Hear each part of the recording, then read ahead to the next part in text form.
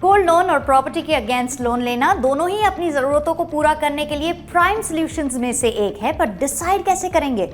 चलिए दोनों के फायदे और नुकसान को समझते हैं। लेकिन सबसे पहले जानते हैं इन दोनों लोन्स का मतलब। गोल्ड लोन, जिसे सोने का ऋण भी कहा जाता है, इसमें कोई भी व्यक्ति अपने सोने के गहनों को जमा करके उसके अगेंस्ट पैसे प्राप्त कर सकता है। इस प्रकार के लोन के लिए आपको किसी भी प्रमुख गारंटी की जरूरत नहीं होती।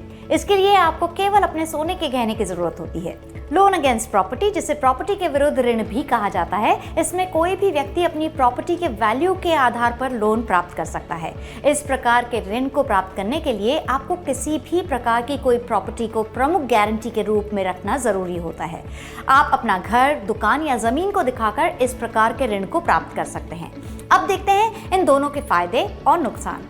लोन अगेंस्ट प्रॉपर्टी के लिए अपनी प्रॉपर्टी को गारंटी के तौर पर दिखाने के लिए लंबी प्रोसेस होती है। ये एक मेजर कंसर्न है जहां आपका काफी समय खर्च होगा। इसके ऑपोजिट गोल्ड लोन आसानी से प्राप्त किया जा सकता है, लेकिन आपको अपने सोने के गहनों को लेंडर के पास रखना पड़ता है। इन दोनों लोन्स की टेन्योर में भी फर्क होता है।